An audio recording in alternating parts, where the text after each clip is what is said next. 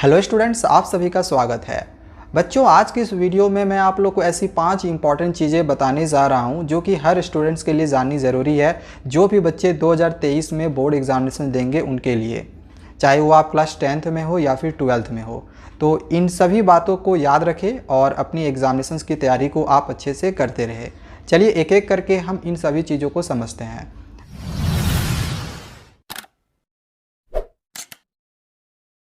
सबसे पहले, जैसा कि आप लोग को पता ही होगा कि अभी हाल ही में सीबीएसई ने सैम्पल पेपर रिलीज़ कर दी है, चाहे वो क्लास 10th की हो या फिर 12th की हो। तो आप लोग को अपने एग्जामिनेशंस की जो तैयारी करनी है वो सैम्पल पेपर से करनी है। अब देखो, सैम्पल पेपर में क्या दिया गया है कि इस बार आपके जो नंबर ऑफ़ क्वेश्चंस हैं वो इंक्रीज़ किया गया है। अब नंबर ऑफ़ क्वेश्चंस इंक्रीज़ हुआ है, इससे क्या हुआ कि जो मल्टीपल चॉइस क्वेश्चंस हैं यानी कि जो ऑब्जेक्टिव क्वेश्चंस हैं उसको बढ़ा दिया गया है। तो इसके वजह से नंबर ऑफ़ क्वेश्चंस इंक्रीज हुए हैं। हालांकि अब देखो प्रॉब्लम कहाँ पे होगा, इसमें आपको आंसर्स आ रहा होगा लेकिन आपके क्वेश्चंस एग्जामिनेशंस में छूट सकते हैं। कैसे? अब जैसे हम एग्जांपल लेते हैं, चाहे वो क्लास 10th का मैथ हो या फिर 12th का मैथ हो, तो अब 20 क्वेश्चंस आपके एमसीक्यू में पूछे जा रहे हैं, ठीक है। अब उसमें से हमें 4 ऑप्शन में एक क्वेश्चन को टिक करना है, लेकिन उस एक नंबर को बनाने के लिए हमें समय देना पड़ेगा। हालांकि एग्जामिनेशंस में आप लोग को क्वेश्चन सॉल्व करके नहीं दिखाने हैं, डायरेक्ट आप लोग को जो भी आंसर्स होगा और जो भी ऑप्शंस होगा उस ऑप्शंस को लिख देना है और आंसर्स को लिख देना है, बस इतना ही करना है। हमें आंसर्स को बना के हमें नहीं दिखाना है। लेकिन जब तक कि आपको आंसर्स बनाओगे नहीं तब तक आपको आंसर्स पता कैसे चलेगा? आप बोर्ड एग्जामिनेशंस में थोड़ी किसी का चीट करने जा रहे हो, किसी से पूछ के लिखने जा रहे हो। हमें तो क्वेश्चंस बनाना पड़ेगा, सॉल्व करना पड़ेगा। तो यहाँ पे देखा जाए तो स्टूडेंट्स को ना समय ज़्यादा लग जाएगा। क्वेश्चन इंक्रीज हुए हैं तो समय हमें ज़्यादा देना पड़ेगा, जबकि एग्जामिनेशन का समय वही 3 घंटे ही रहने वाला है। एग्जामिनेशन का समय तो नहीं बढ़ने वाला है, वो तो वही रहेगा। लेकिन हमें यहाँ पे इस बात को ध्यान में रखना है और आपको जो भी तैयारी करनी है वो 3 घंटे को ध्यान में रख के करनी है। और आप लोग को लगातार क्वेश्चंस की प्रैक्टिस करते जानी है, जिससे कि आपका जो टाइम है वो मैनेज रहे। नहीं तो होगा क्या कि आप ऑब्जेक्टिव क्वेश्चंस बनाते हुए रह गए और आपका जो बाकी सेक्शंस है वो छूट जाएगा। अब देखो, ऑब्जेक्टिव में आपके 20 क्वेश्चंस पूछे जा रहे हैं, बाकी 20 क्वेश्चन जो भी रहेगा वो मे बी कि एमसीक्यू में ही रहेगा, ठीक है। चलो एमसीक्यू में ही पूछा जा रहा है, लेकिन उन क्वेश्चंस को हम बना बना के देख रहे हैं। तो अब उस 20 क्वेश्चंस को अगर आप बना रहे हो तो सपोज करो कि एक क्वेश्चंस को बनाने में अगर आपका समय 3 मिनट लग रहा है, हम कम समय लेने का कोशिश कर रहे हैं, तो एक क्वेश्चन का अगर आप 3 मिनट ले रहे हो तो 20 क्वेश्चन का आपका कितना लग गया? 60 मिनट।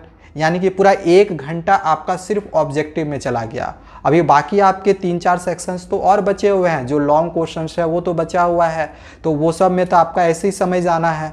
तो इस वजह से हमें टाइम को मैनेज करने के लिए सीखना है और इसके लिए ज़रूरत है तो अच्छे से हमें क्वेश्चन पेपर को सॉल्व करना पड़ेगा और हमें बना के देखना पड़ेगा कि क्या हम 3 घंटे में पूरे क्वेश्चन पेपर को सॉल्व कर सकते हैं।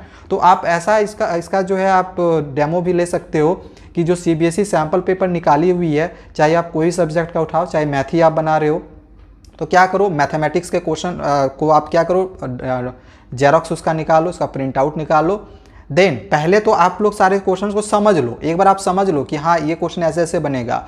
अब उन क्वेश्चंस को आप एक बार बना के देखो, ठीक है। आप देखो कि क्या आप 3 घंटे में उस क्वेश्चंस को कंप्लीट कर पा रहे हो या फिर नहीं कंप्लीट कर पा रहे हो। आप एक बार खुद का टेस्ट जरूर कर लेना।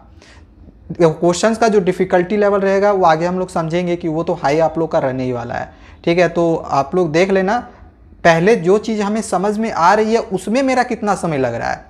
आप तो क्वेश्चन समझ के जा रहे हो, अब समझ के जा रहे हो फिर भी आप उस चीज़ को कितने देर में कंप्लीट बना रहे हो। तो एक बार खुद को ना टेस्ट जरूर कर लेना कि 3 घंटे में क्या हम पूरे 39 क्वेश्चंस को, नंबर ऑफ क्वेश्चंस बढ़ रहे हैं, टोटल 39 क्वेश्चंस है, तो क्या हम 39 क्वेश्चंस को सॉल्व कर पा रहे हैं कि नहीं कर पा रहे हैं। एक बार टेस्ट जरूर कर लेना, ठीक है। तो ये हो गया नंबर 1 कि टाइम मैनेजमेंट आप लोग के लिए बहुत ही ज़्यादा इंपॉर्टेंट है। टाइम को मैनेज करने के लिए आप लोग को अच्छे से समझना है, सीखना है और अच्छे से इसको आगे चल के आप लोगों को प्रैक्टिस करके उस टाइम को मैनेज करना है। वरना हो सकता है कि क्वेश्चंस आप लोग को एग्जामिनेशंस में आएगा लेकिन आप उस आंसर्स को नहीं लिख पाओगे, आपका टाइम जो है वो चला जाएगा, ठीक है। तो टाइम मैनेजमेंट आप लोग को सीखना है, दैट इज़ फर्स्ट पॉइंट। इसके बाद सेकेंड पॉइंट है कि जो सीबीएसई ने सैम्पल पेपर निकाली है, तो सैम्पल पेपर के आप क्वेश्चंस को अगर देखे होंगे तो आपको पता चल गया होगा कि एनसीईआरटी से ज़्यादातर क्वेश्चंस नहीं पूछे गए हैं। जब तक कि आपका कॉन्सेप्ट क्लियर नहीं होगा तब तक आप क्वेश्चंस को नहीं बना पाओगे। हर क्वेश्चंस को आप देख लेना, सैम्पल पेपर में जितने भी क्वेश्चन दिए गए हैं सभी क्वेश्चंस को घुमा फिरा के पूछा गया है। तो अगर आपका कॉन्सेप्ट क्लियर है तो आप कोई भी क्वेश्चंस को सॉल्व कर सकते हो। तो आप रटने के बजाय उस क्वेश्चन को समझने का कोशिश करो, तभी आप क्वेश्चंस को बना पाओगे, अदरवाइज आप लोग को बनाने में बहुत ज़्यादा प्रॉब्लम होगा। और सबसे मोस्ट इम्पॉर्टेंट कि एनसीईआरटी पे डिपेंड बिल्कुल भी नहीं रहना। अभी आपने देखा ही है कि एनसीईआरटी के क्वेश्चंस एग्जामिनेशंस में नहीं पूछे गए हैं। तो अब सवाल आ जाता है कि सर एनसीईआरटी पे डिपेंड नहीं रहे तो हम किससे तैयारी करें, कहाँ से तैयारी करें। तो इसके लिए मैं आप लोग को सजेस्ट कर दे रहा हूँ, यहाँ पे ये वाला बुक आप लोग को दिखाई दे रहा है, इससे अपनी एग्जामिनेशंस की तैयारी करना। इस बुक का मैं डिस्क्रिप्शन पे बाय लिंक भी दे दूँगा। अब देखो इस बुक में ना बिल्कुल नए पैटर्न पे सारे क्वेश्चंस पूछे गए हैं। जैसा कि सीबीएसई ने अभी देखा कि आपने सैम्पल पेपर में कि ऑब्जेक्टिव क्वेश्चंस यानी एमसीक्यू क्वेश्चंस 20 क्वेश्चंस पूछा गया है, तो इसमें बहुत सारे एमसीक्यू क्वेश्चंस और ऑब्जेक्टिव क्वेश्चंस पूछे गए हैं आपकी प्रैक्टिस के लिए। तो यहाँ से आप अपनी प्रैक्टिस को कर सकते हो। देन इसमें लॉन्ग शॉर्ट आंसर्स भी दिए गए हैं, केस स्टडी बेस्ड क्वेश्चन दिए गए हैं, एनसीईआरटी और एनसीईआरटी एग्जाम्पलर के इंपॉर्टेंट क्वेश्चन दिए गए हैं, असर्टेशन रीजन के क्वेश्चन दिए गए हैं, प्रीवियस ईयर्स के क्वेश्चन दिए गए हैं। तो हर तरह का क्वेश्चंस की प्रैक्टिस आप इस बुक से कर सकते हो। एजुकार्ट की ये बुक है, मैं हमेशा से ही इस बुक को रिकमेंड करता हूँ ताकि स्टूडेंट्स एक अच्छा मार्क्स ऑब्टेन कर सके। और यहीं से क्वेश्चंस एग्जामिनेशंस में पूछे जाते हैं, इसी टाइप के क्वेश्चंस पूछे जाते हैं। तो आप सिर्फ एनसीईआरटी पे डिपेंड मत रहना और एजुकार्ट की इस बुक से, क्वेश्चन बैंक से अपनी तैयारी को अभी से फ़िलहाल करते जाना, जो कि बिल्कुल नए पैटर्न पे यहाँ पे क्वेश्चंस पूछा गया है। और जैसा कि केस स्टडी बेस्ड अभी हमने देखा कि सीबीएसई ने जैसा निकाला हुआ है, बिल्कुल इसी तरह का केस स्टडी बेस्ड जो है वो आप लोग को इस बुक में भी देखने को मिलेगा। इस तरह के क्वेश्चन दिखाई देगा आप लोग को, ठीक है। तो इस बुक से अपनी तैयारी को करना, डिस्क्रिप्शन पे इसका बाय लिंक दिया हुआ है। सो ये हो गया सेकेंड पॉइंट कि एनसीईआरटी पे आप लोग को डिपेंड नहीं रहना है और एक हमें स्पेशल बुक चाहिए जिससे कि हम अपनी तैयारी को कर सकते हैं, जैसा कि अभी सीबीएसई ने सैम्पल पेपर निकाली है बिल्कुल उसके अनुसार। नेक्स्ट आगे आते हैं थर्ड पॉइंट पे। तो ये है ब्लूप्रिंट के अनुसार अपनी तैयारी को करें, यानी कि जितने भी हमारे चैप्टर्स हैं उन चैप्टर्स में से कितने कितने मार्क्स के क्वेश्चंस हमारे एग्जामिनेशंस में पूछे जाएंगे। जैसे चैप्टर 1 हो गया, चैप्टर 2 हो गया, चैप्टर 3 हो गया, तो इन चैप्टर्स में से हमारे एग्जामिनेशंस में कितने मार्क्स के क्वेश्चंस आएंगे पहले आप लोग को ये पता होनी चाहिए और उसके अनुसार, उसके अकॉर्डिंग अपनी तैयारी को करनी चाहिए। जिससे क्या होगा कि हम यहाँ पे देखेंगे कि इस चैप्टर से ज़्यादा मार्क्स का क्वेश्चन पूछा जा रहा है तो हम उस चैप्टर पे ज़्यादा अच्छे से फोकस कर सकते हैं। देखा जाएगा कि इस चैप्टर से केस स्टडी बेस्ड क्वेश्चंस आ रहा है तो उस चैप्टर के हम केस स्टडी बेस्ड क्वेश्चंस को ज़्यादा सॉल्व करने की कोशिश करेंगे। तो ब्लूप्रिंट के अनुसार अपनी तैयारी को करनी है। अब ब्लूप्रिंट के अनुसार तैयारी कैसे हम करेंगे, ब्लूप्रिंट हमें कहाँ से मिलेगा, तो हम बहुत ही जल्दी 1 से 2 दिनों में आप लोग को ब्लूप्रिंट सभी सब्जेक्ट्स के भी प्रोवाइड करवा दूंगा, जिससे कि आप अपने एग्जामिनेशंस की तैयारी को ब्लूप्रिंट के माध्यम से कर सकते हो। देन आगे थर्ड पॉइंट है, इस बार जो डिफ़िकल्टी लेवल रहने वाली है वो स्टूडेंट्स की हाई रहने वाली है। सो जैसे कि मैंने आप लोग को पहले भी बोला कि अपने कॉन्सेप्ट को क्लियर रखना, तो डिफ़िकल्टी लेवल हाई रहेगा तो अपने कॉन्सेप्ट को आपको बिल्कुल भी क्लियर करके रखना है। इसके बाद सबसे आखिरी पॉइंट जो कि हर स्टूडेंट्स के लिए जानना काफ़ी ज़्यादा ज़रूरी भी है। देखो, हमें टारगेट कभी भी ना पासिंग मार्क्स को लेके नहीं चलना चाहिए कि हम सिर्फ पासिंग मार्क्स ले आएंगे। टारगेट कभी भी 50-60 का मत रखो, टारगेट रखो 90 प्लस मार्क्स का या 95 प्लस मार्क्स का। आप 90-95 प्लस का जब आप टारगेट लेकर चलोगे तभी आपके 70-80 आएंगे, या हो सकते हैं 90 या 95 भी आ जाए, उससे ज़्यादा भी आ जाए, आप पूरे टॉप भी कर सकते हो। अगर आपका टारगेट ज़्यादा का है तो आप ऑब्वियसली एक अच्छा मार्क्स ऑब्टेन करोगे। अब देखो होता क्या है ना कि बहुत सारे बच्चे ऐसा सोचते हैं कि मैं बस सिर्फ पास हो जाऊं। पासिंग का टेंशन आपको बिल्कुल भी नहीं लेना है। इस बार क्या होगा ना कि एक चीज़ सीबीएसई की तरफ से अच्छी की गई है जो कि मुझे लगी है, बाकी बहुत सारे चेंजेस किए गए हैं जो कि स्टूडेंट्स के फेवर में नहीं है। कुछ चीज़ें स्टूडेंट्स के फेवर में है, जैसे जो पासिंग मार्क्स है स्टूडेंट्स के लिए लाना बहुत ही आसान कर दिया गया है।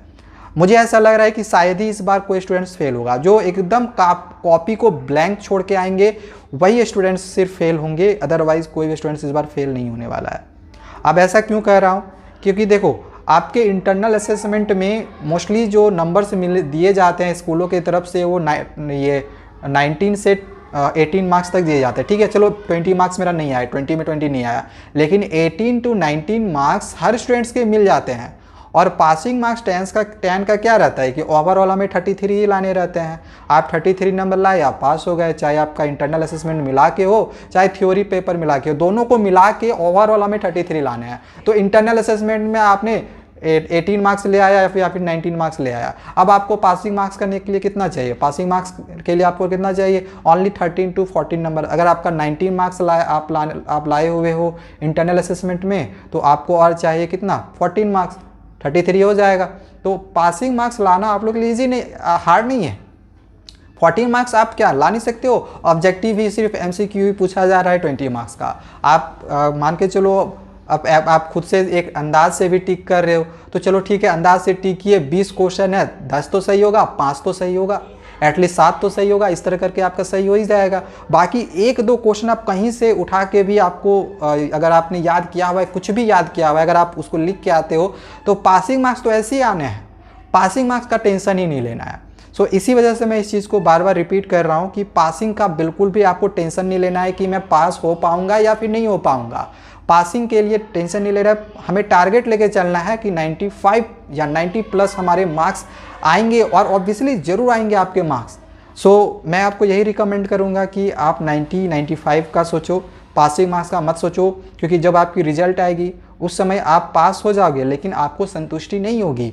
जब आप देखोगे अपने मार्क्स को तो उस समय ऐसा रियलाइजेशन होगा कि काश थोड़ा सा मार्क्स और इंक्रीज़ हो जाता।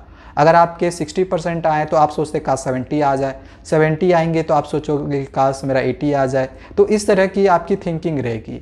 ठीक है, तो पासिंग का आप बिल्कुल भी टेंशन नहीं लो, पास आप सोच लो कि आराम से हो जाओगे, आपको अच्छा मार्क्स ऑब्टेन करना है।